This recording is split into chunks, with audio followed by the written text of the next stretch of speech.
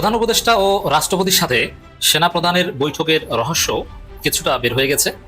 উদ্বেগ উৎকণ্ঠা কিছুটা হলেও কেটেছে, কিন্তু জনগণের জন্য মুক্তির পথ, নিরাপত্তার পথ, জাতির সমাধান হচ্ছে রাষ্ট্রপতিকে জরুরি ভিত্তিতে অপসারণ করতে হবে, তাকে পদত্যাগে বাধ্য করতে হবে। যেমন সেনাপ্রধান তিনি সাক্ষাৎ করেছেন রাষ্ট্রপতি মোহাম্মদ শাহাবুদ্দিনের সঙ্গে এবং প্রধান উপদেষ্টা ডক্টর মোহাম্মদ ইউনূসের সঙ্গে।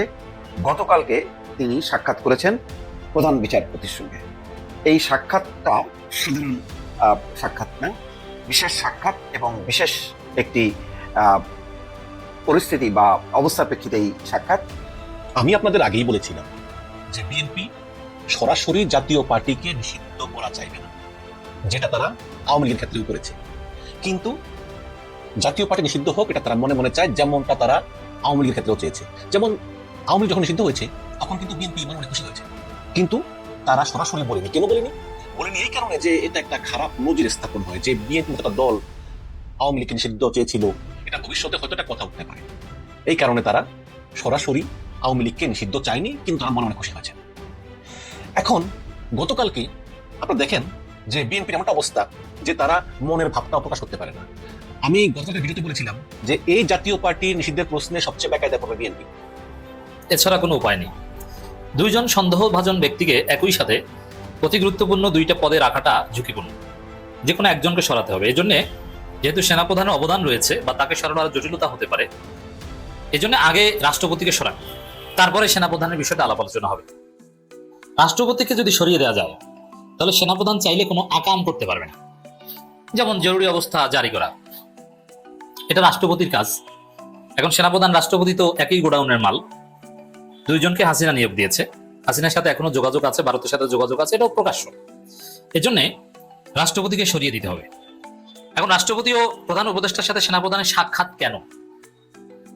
দর্শক, পিনাকি ভট্টাচার্য বলেছিলেন যে জরুরি অবস্থা ঘোষণার পরামর্শ দেন কিনা, কিন্তু বিষয়টা এরকম না।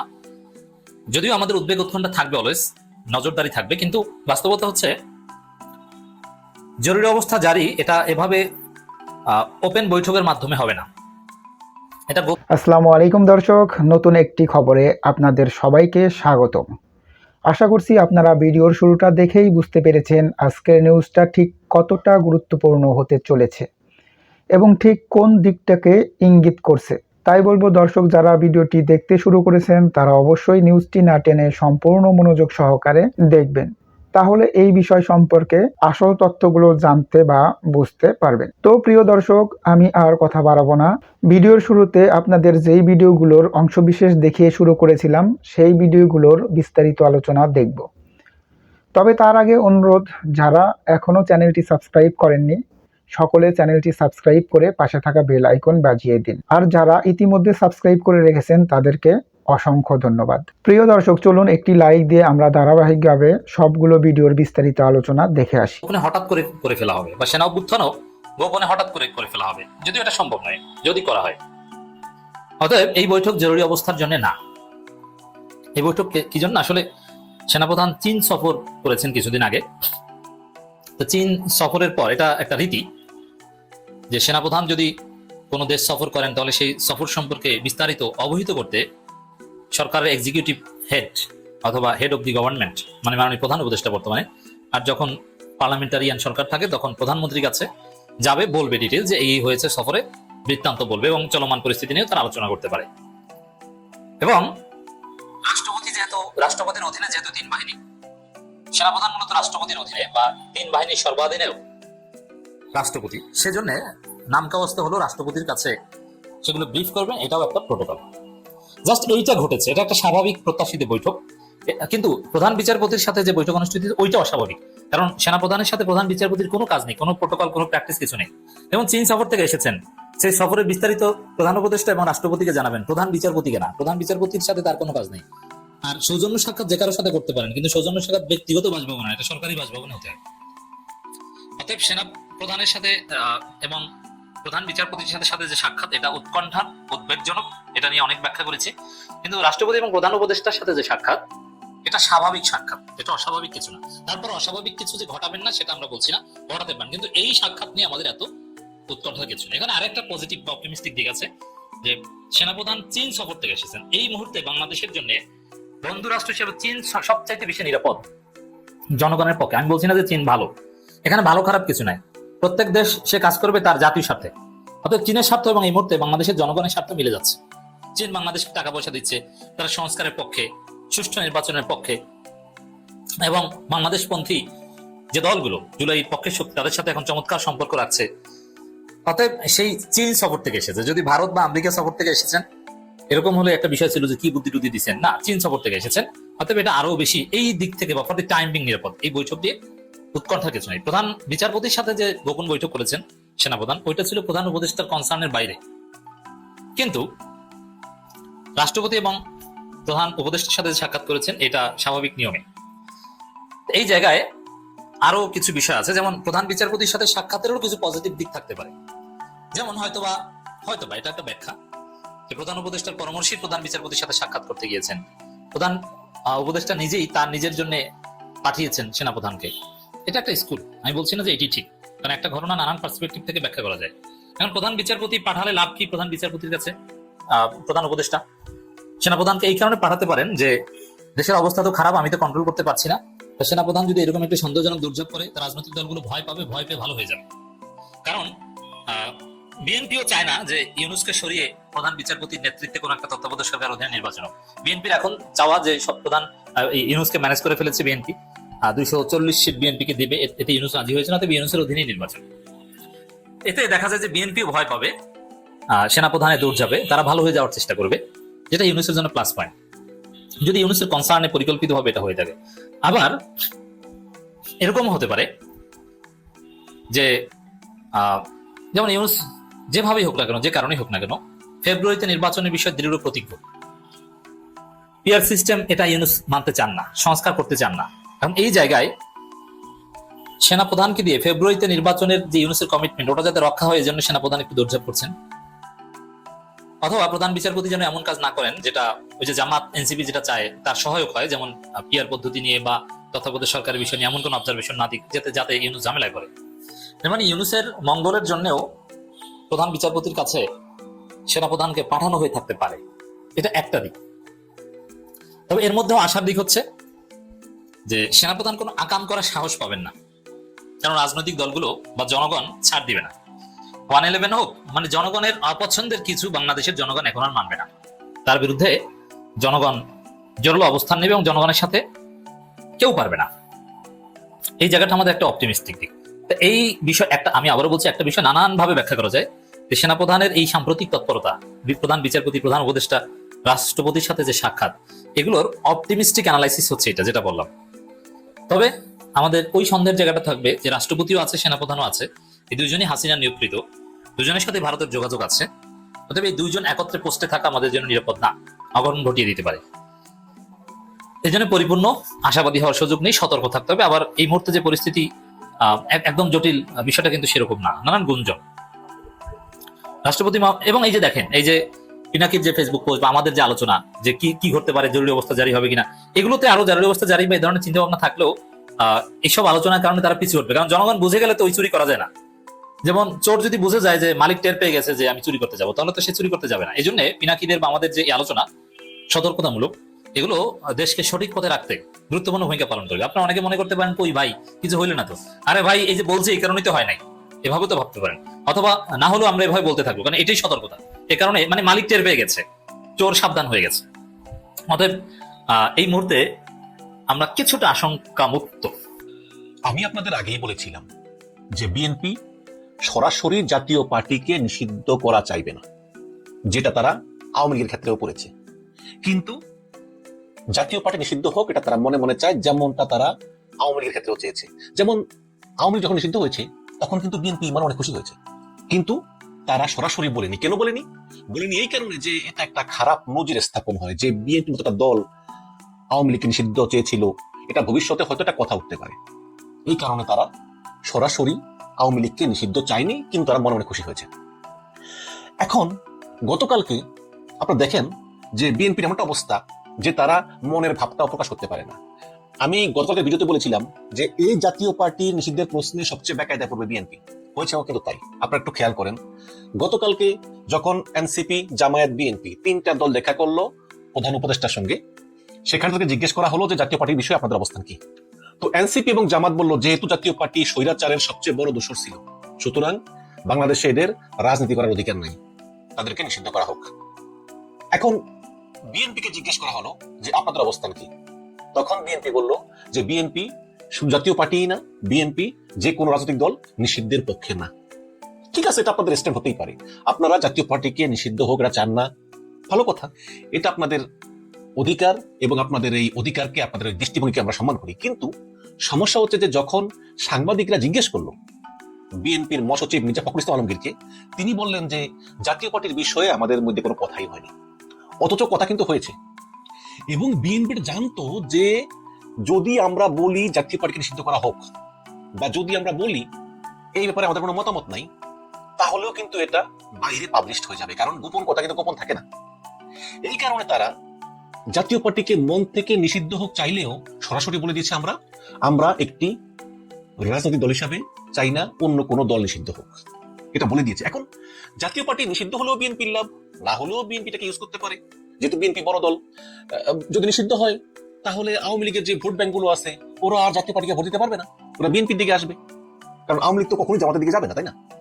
আর যদি নিষিদ্ধ না হয় তাহলে এই যে জামাত এনসিপি তারা বলতেছে তারা নির্বাচন বয়কট করবে, নির্বাচন ভণ্ডুল করবে, নির্বাচন বানচাল করবে, তাহলে বিএনপি এই জাতীয় পার্টিকে প্রধান বিরোধী দল বানিয়ে নির্বাচনটা সেরে ফেলতে পারবে। এবং কিছু কিছু গ্রুপ অলরেডি জাতীয় পার্টিকে প্রধান বিরোধী দল বানানোর ষড়যন্ত্রে নেমেছে, এবং সেক্ষেত্রে তারা চায় নির্বাচনটা এমন হোক যে বিএনপি 180টা আসন পাবে, জাতীয় পার্টি পাবে 75টা, জামাত পাবে মনে করেন 25টা, এনসিপি পাবে 5টা, অন্যান্যরা 15টা, এইরকম করে জাতীয় পার্টিকে একটা প্রধান বিরোধী দল বানানোর ষড়যন্ত্রে নেমেছে। যদিও আপনারা জানেন যে জাতীয় পার্টি জনপ্রিয়তা এখন পর্যায়ে, কিন্তু এই জাতীয় পার্টিকে প্রত্যেকটা দলই ব্যবহার করতে চান নিজেদের স্বার্থে। এবং জাতীয় পার্টিও ওই যে রাস্তার পাশে ওই যে ময়লার বাক্সে লেখা থাকে না, আমাকে ব্যবহার করুন, তো ওইরকম জাতীয় পার্টি লেখা থাকে আমাকে ব্যবহার করুন, যে যায় সেই ব্যবহার করে, এই হচ্ছে কি অবস্থা। তো আমার কথাই একটা, যে বিএনপি যদি জাতীয় পার্টিকে নিষিদ্ধ না চায় তাহলে সরাসরি বলুক চাই না, কিন্তু সাংবাদিকরা জিজ্ঞেস করলো চান কিনা, তিনি বলেন আলোচনা হয়নি, ভিতরে গিয়ে বলে এসেছেন যে আমরা জাতীয় পার্টি নিষিদ্ধ আমরা চাই না। তো এটা একটা রাজনৈতিক কৌশল হতে পারে, কিন্তু আমি মনে করি যে সামনের নির্বাচনে এই জাতীয় পার্টিকে নিয়ে একটা খেলা খেলতে চাইবে, কিন্তু সেই খেলা সফল হবে না। হবে না এই কারণে দেখুন, আমি একটা উদাহরণ দিই। মনে করেন যে খুব বড় একটা বাক্স, এই বড় একটা বাক্সের ভিতর কিন্তু আপনি ছোট্ট একটা বাক্স সহজেই ঢুকিয়ে লুকিয়ে রাখতে পারবেন। ঠিক তেমনি আওয়ামী লীগের ভিতরেও জাতীয় পার্টি ভাবে ছিল, আওয়ামী লীগ বড় দল, কিন্তু জাতীয় পার্টি একটা ছোট বাক্স, এই ছোট বাক্সের ভিতরে আপনি যখন একটা বড় বাক্সকে পুনর্বাসন করতে চান তাহলে কিন্তু সহজ না। কাজেই জাতীয় পার্টির মধ্য দিয়ে যদি আওয়ামী লীগকে পুনর্বাসন করতে চায় এত সহজ হবে না। প্লাস মানুষের যে ক্ষোভ আওয়ামী লীগের প্রতি, জাতীয় পার্টির প্রতি, তাতে নির্বাচনে একটা আসন পাওয়াও জাতীয় পার্টির জন্য কষ্টকর হয়ে যাবে, আওয়ামী লীগের জন্য তাই। মানুষের ভিতর যে ক্ষোভ, মনে করেন নির্বাচনের দিন হয়তো ভোট কেন্দ্র সেনাবাহিনী ভাড়া দিল, পুলিশ ভাড়া দিল, বাট আশেপাশের সব এলাকা ভাড়া দিবে কে? আওয়ামী লীগের লোকের রাস্তা নামলেই তো পাবলিক দুরানি দিবে, দিবে তো। তো যে যাই বলুক না কেন, আমি অন্তত জাতীয় পার্টি আওয়ামী লীগ নিয়ে কোনো ভবিষ্যৎ দেখি না, আপাতত ভবিষ্যৎ কি আমি জানি না, আপাতত কোনো ভবিষ্যৎ দেখি না। এবং আমি মনে করি এই বিএনপি এবং জামাত তাদের মধ্যে যে দ্বন্দ্ব রেশারেশি, এইটার কারণেই ইদানিং জাতীয় পার্টি গুরুত্ব পেতে শুরু করেছে মিডিয়াতে এবং বিভিন্ন আলোচনায়। বাট বাস্তবে ভোটের রাজনীতিতে তাদের ভোট একদম কিচ্ছু নাই, আগের মতো নাই। এই দলটা একদম একটা অবাঞ্ছিত দলে পরিণত হয়েছে, এবং এটা আপনারা শীঘ্রই দেখতে পারবেন, এই ভোটের ময়দানে দেখতে পারবেন। হয়তো কিছু ভোট পাবে তারা হচ্ছে আওয়ামী লীগের সমর্থক, জাতীয় পার্টির আসলে ওইরকম ভোট আর কোথাও নেই। এবং আরেকটি খবর হচ্ছে যে সাবেক মার্কিন রাষ্ট্রদূত পিটার হাস তিনি এখন ঢাকা অবস্থান করতেছেন। আপনারা জানেন যে ওনাকে নিয়ে একটা গুজব ছড়িয়ে পড়েছিল যে উনি দেখা করেছেন এনসিপি নেতাদের সঙ্গে কক্সবাজারে, পরে শোনা গেল যে আসলে এই বৈঠক হয়নি, এটা ছিল একটা গুজব। তো পিটার হাস একসময় খুব জনপ্রিয় ছিলেন বিএনপি জামাতের কাছে এবং সাধারণ মানুষের কাছে, কারণ তিনি একজন অন্যতম রাষ্ট্রদূত যিনি এই আওয়ামী ফ্যাসিবাদের বিরুদ্ধে কঠিন প্রতিবাদ করেছিলেন এবং তিনি চেষ্টা করেছিলেন বাংলাদেশকে গণতান্ত্রিক ধারায় ফিরিয়ে নিতে। এখন সেই বাংলাদেশ এখন গণতান্ত্রিক ধারায় যেতে গিয়েও বারবার হোঁচট খাচ্ছে, কারণ যেই বিএনপি জামাত চেয়েছিল যে শুধু একটা তত্ত্বাবধায়ক সরকার, এখন তত্ত্বাবধায়ক সরকার আসার পরেও এখন বিএনপি চায় একটা, জামাত চায় একটা, মানে তারা আসলে ঐক্যমত্যে পৌঁছতে পারতেছে না। আপনারা জানেন যে পিটার হাস এক্সেলারেট এনার্জি নামে একটি এনার্জি কোম্পানিতে চাকরি করতেছেন বাংলাদেশে, তিনি এই কোম্পানির কান্ট্রি ডিরেক্টর। তো তিনি এক সপ্তাহের জন্য বাংলাদেশে এসেছেন। তো গতকালকে তিনি এমিরেটস এয়ারলাইন্সের একটি বিশেষ ফ্লাইটে দুবাই থেকে বাংলাদেশে আসেন, এবং আসার পরে সঙ্গে সঙ্গে তিনি বিদ্যুৎ, জ্বালানি এবং খনিজ উপদেষ্টার সঙ্গে বৈঠক করেন তার কোম্পানির বিষয়ে। এবং তিনি একটা হোটেলে উঠেছেন, ওয়েস্টিন হোটেলে একসাথে থাকবেন, এবং ধারণা করা হচ্ছে যে যেহেতু পিটার হাস বাংলাদেশে খুবই জনপ্রিয়, সুতরাং পিটার হাস তার প্রভাব কাজে লাগিয়ে তিনি বিএনপি জামাত সহ কয়েকটি দলের সঙ্গে মিটিং করবেন, মিটিং করে ফেব্রুয়ারির ভিতরে একটি কার্যকরী স্থায়ী সমাধান খুঁজবেন যাতে নির্বাচনটা খুব দ্রুত এবং শান্তিমত হয়ে যায়। এবং সেক্ষেত্রে পিটার হাস বিএনপির সঙ্গে, জামাতের সঙ্গে, তারপরে এনসিপির সঙ্গে, এমনকি এবি পার্টির সঙ্গে, গণ অধিকার পরিষদের সঙ্গে, চরমোনাইর পীরের সঙ্গে, এমনকি সেনাবাহিনীর প্রধানের সঙ্গেও পিটার হাস বৈঠকে বসতে পারেন। বৈঠকে বসে যাতে ফেব্রুয়ারির প্রথমার্ধে নির্বাচনটা হয়ে যায় এবং বিএনপি, জামাত, এনসিপি মোটামুটি আলোচনার মাধ্যমে একটা ঐক্যমত্যে পৌঁছায়, এই ব্যাপারে পিটার হাস কাজ করবেন বলে আমরা খবর পেয়েছি। বাট এখন পর্যন্ত কোনো কিছুই কনফার্ম না, আমরা দেখি আসলে কি হয়। চোখ রাখুন আমাদের চ্যানেলে এবং কোনো খবর পাওয়া মাত্রই আমরা আপনাদেরকে ব্রেকিং নিউজ হিসেবে জানিয়ে দিব। ভালো থাকবেন, ধন্যবাদ। নানা ভাবে এই খবরগুলো বিশ্লেষণ হচ্ছে। গুজবের ডালপালা গতকালকের থেকেই ছড়িয়েছে, ফলে এই গুজবের ডালপালার মধ্যে আমি পার্টিসিপেট করতে চাই না। শুধু এটা বলতে চাই যে প্রধান বিচারপতি ডক্টর সৈয়দ রিফাত আহমেদের সঙ্গে সাক্ষাৎ করাটা সেনা প্রধানের, এটা কিন্তু স্বাভাবিক বিষয় না। এটা কখনো এই ধরনের প্রধান বিচারপতির সাথে সাক্ষাৎ করে না। কিন্তু যেহেতু একটা আপৎকালীন পরিস্থিতি, জরুরি একটা পরিস্থিতি, যেই কারণে একটা অন্তর্বর্তী সরকার, এবং সেই 5ই আগস্ট শেখ হাসিনা দিল্লিতে পালিয়ে যাবার পর থেকে ওয়াকারুজ্জামান বা সেনা বাহিনীর উপরে, সশস্ত্র বাহিনীর উপরে একটা বিশেষ দায়িত্ব বর্তেছে দেশের আইন শৃঙ্খলা রক্ষা করার বিষয়। সেই কারণে দেখবেন যে সেনাবাহিনীও বিভিন্ন সময় নানা রকম স্টেটমেন্ট দিচ্ছে। এটা সবই দেশের স্বার্থে। রেগুলার গভর্নমেন্ট থাকলে তখন সেনাবাহিনীর যে ভূমিকা থাকে আর বিশেষ পরিস্থিতিতে যে ভূমিকা থাকে সেটা একটু বোঝা দরকার। নতুবা অনেকে প্রশ্ন তুলতে পারেন যে কেন তিনি সাক্ষাৎ করছেন বা এটা খবর হিসাবে আসছে কেন। এটা সত্য যে তিনি চীন সফরে গিয়েছিলেন, তবে চীন সফরের বিষয়গুলি নিয়ে যে তিনি সংশ্লিষ্টদেরকে অবহিত করছেন বিষয়টা তা না। বাংলাদেশে এখন একটা পরিস্থিতি বিরাজ করছে, সেটা হচ্ছে নির্বাচনকে ঘিরে। নির্বাচনের রোডম্যাপ হয়েছে, সময়সীমাও মোটামুটি নির্দিষ্ট, কিন্তু নানা রকম অস্থিরতা, নানা রকম নির্বাচনে একটা হলো যে যাদের পার্টিসিপেট করার কথা খুব উৎসাহের সাথে, তারা তেমন তাদের আগ্রহ নেই, বরং নানা রকম প্রস্তাবনা তারা সামনে নিয়ে আসছে।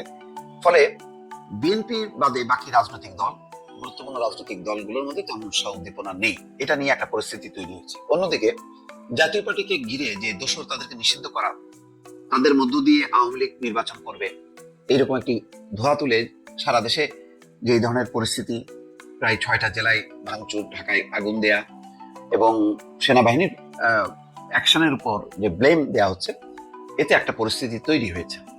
তাহলে ভবিষ্যতে যেই সামনে যে নির্বাচন, সেই নির্বাচনে কারা পার্টিসিপেট করবে?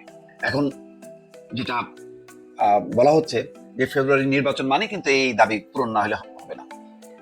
অন্যদিকে আওয়ামী লীগ, জাতীয় পার্টি বা অন্য রাজনৈতিক দল, তাদের সহযোগী, তারা কি পার্টিসিপেট করতে পারবে নাকি তারা নিষিদ্ধ থাকবে?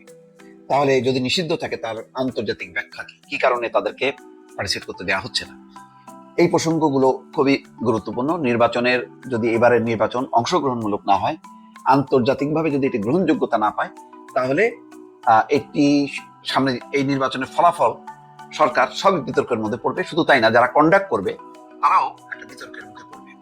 ডক্টর মোহাম্মদ ইউনূস যেভাবে অনেকগুলো কমিশন নিয়ে একেবারে কর্মকাণ্ড শুরু করেছেন, সেটা সত্য। এই কর্মকাণ্ড শেষ হইতে হইতে একটা রেগুলার গভর্নমেন্টের যেমন মেয়াদ থাকে তেমন একটা মেয়াদের দরকার, কিন্তু সেটা সম্ভব না। নির্বাচনটা যদি রেগুলার একটা গভর্নমেন্ট যদি দ্রুত না হয়, তাহলে আন্তর্জাতিক অঙ্গনে প্রশ্ন উঠবে যে বাংলাদেশে একটা নিয়ম মাফিক শাসনতান্ত্রিক সরকার নেই। ফলে একটা চাপের মধ্যে পড়বে। ডক্টর মোহাম্মদ ইউনূস ব্যক্তিগতভাবেও ক্ষতিগ্রস্ত হবেন। ফলে একটা আলোচনা যে নির্বাচনকালীন একটা সরকার, সেই সরকার তার একমাত্রই কাজ হচ্ছে নির্বাচনটা সম্পন্ন করা।